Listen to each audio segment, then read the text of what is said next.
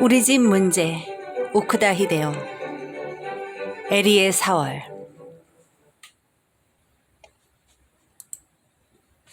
답답하리만치 느리게 시간이 지나가 겨우 오전 수업이 끝나고 점심시간이 되었다. 수업 내내 에리는 엉뚱한 생각만 하고 있었다. 지금 교단에 서 있는 선생님은 집에서는 어떤 남편 또는 어떤 아내일까? 그런 것들 말이다. 특히 수학 선생인 고바야시는 겉으로는 안 그런 척하면서 속으로 밝히는 성격이라 학생들이 모두 싫어하기 때문에 아내가 있다는 사실 자체가 신기했다. 그 부인에게 대체 어디가 좋아서 결혼하셨어요? 라고 묻고 싶은 심장이다. 사람의 취향이란 어찌나 다양한지 감탄스럽기도 하고 황당하기도 하다. 오전 내내 수업은 안중에도 없었다. 날씨가 좋아 밖에서 점심을 먹기로 했다. 잔디밭에 넷이 둥그렇게 둘러앉았다. 쇼코와 아사미에게 같은 얘기를 한 번 더 했다. 둘 다 표정이 흐려지더니 진심으로 안타까워한다. 특히 내로라 하는 청순파인 아사미는 눈물까지 글썽거렸다. 다시 한번 확인해보는 게 좋지 않겠니? 네가 뭔가 오해했을 수도 있잖아. 나오가 말했다. 무슨 수로 확인을 해? 엄마한테 대놓고 물어봐? 혹시 아빠랑 이혼할 거냐고? 에리가 닭튀김을 오물거리면서 말했다. 친구들 얼굴을 보니 식욕이 돌아왔다. 하긴 그렇게 물을 수는 없지. 나오가 스스로 의견을 철회했다. 그래도 알아보는 방법이 있지 않을까? 만약 이혼을 생각하고 있다면 뭔가 증거품이 있을 거 아냐. 공부를 잘하는 쇼코가 말한다. 예를 들면? 그러니까 장롱 속에 이혼 서류가 들어있다든지 아니면 이혼에 대비해서 부부가 저금 통장을 따로 만들었든지 집안에 한번 뒤져봐. 넌 어떻게 그런 걸 다 알아? 내가 작가 지망생이잖아. 근데 나더러 그런 짓을 하란 말이야? 그럼 너 말고 누가 해? 그야 그렇지만 제일 좋은 방법은 휴대전화 문자를 훔쳐보는 거야. 별 문제 없는 부부라면 뻔질나게 주고받을 거 아니야? 그건 싫어. 에리가 단호히 거부했다. 누가 자기 휴대전화를 훔쳐본다고 생각하면 그건 죽어도 싫다. 엄마한테 편지를 쓰면 어떨까? 이번에는 아사미가 제안했다. 난 말하기 힘든 건 곧잘 편지로 써. 그러면 엄마도 성의 있게 답해주고. 셋이서 얼굴을 마주본다. 있잖아, 그런 건 아사미 너네 집에서나 가능한 일이야. 나오의 반응이다. 맞아. 우리 가족은 글 쓰는 거라면 딱지쓰기야. 에리가 대답했다. 아사미네는 가족신문까지 발행하는 집이다. 아사미가 한번 보여준 적이 있는데 그걸 본 에리는 손발이 오그라드는 느낌이었다. 그런데 엄마 아빠가 이혼할 것 같다고 여겨질 만한 행동이 있었어? 글쎄, 그걸 잘 모르겠어. 적어도 최근에는 별다른 변화가 없었어. 부부가 침실을 따로 쓴다든지. 아니, 우리 집이 그럴 만큼 크지도 않고. 그럼 침대를 따로 쓴다거나? 뭐? 쇼코, 너네 엄마랑 아빠는 한 침대에서 자? 당연하지. 아니, 너희 부모님은 처음부터 따로 잤어? 서로가 놀랐다. 에리의 부모님은 사택에 살던 시절에는 한 침대를 썼지만 단독주택으로 이사한 후로는 침대를 따로 사용하고 있다.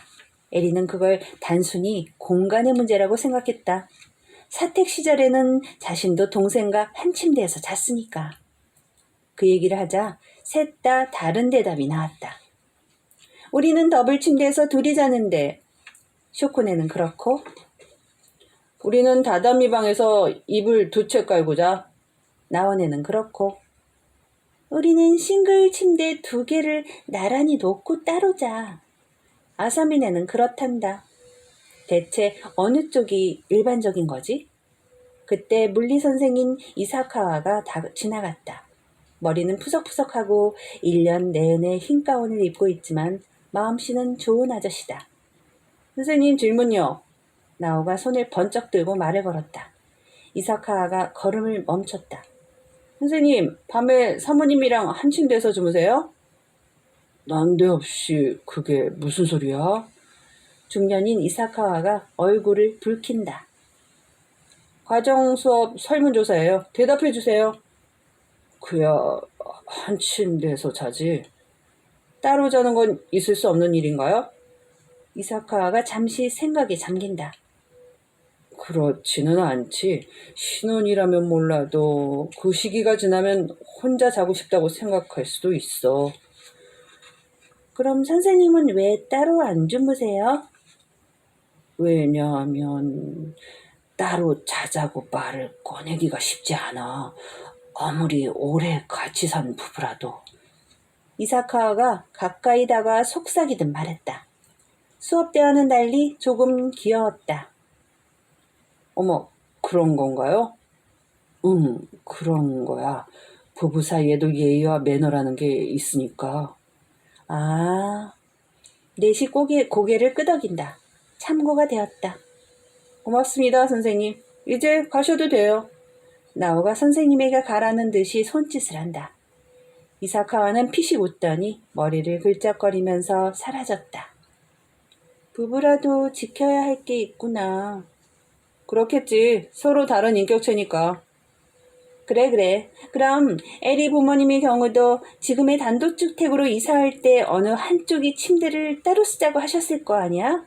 부부 사이에 먹구름이 끼기 시작한 건 그때부터라고 추측할 수 있지 않을까? 쇼코가 탐정처럼 팔짱을 끼고 말했다. 이사한 게 언제인데? 나오가 물었다. 내가 초등학교 5학년 때니까. 에리가 손가락을 꼽았다. 벌써 7년 됐네?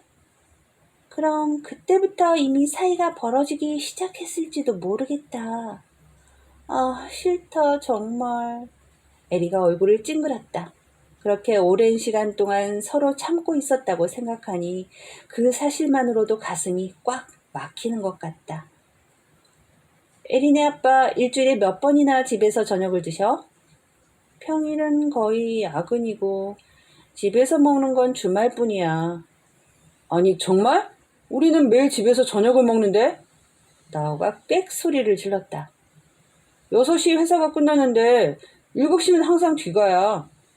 그 점도 집집마다 사정이 달랐다.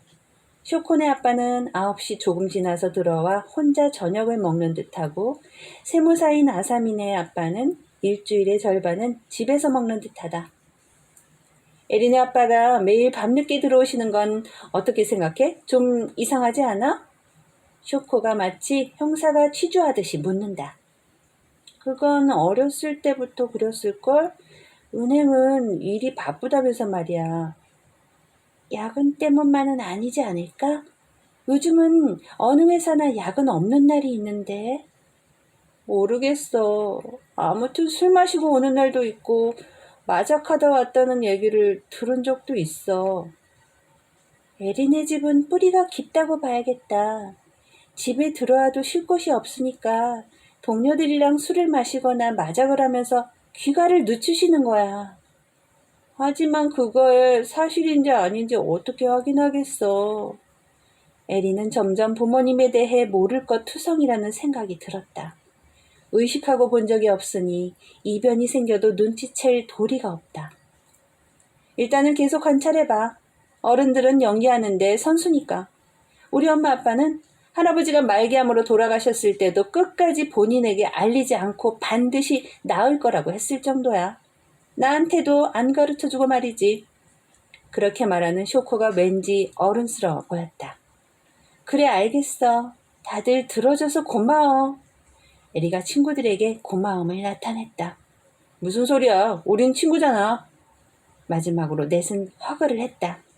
1학년 때 네 사람은 누구 하나라도 공경에 처하면 이렇게 허그를 해주자고 약속했다. 마음이 따뜻해졌다. 친구는 최고의 재산이다.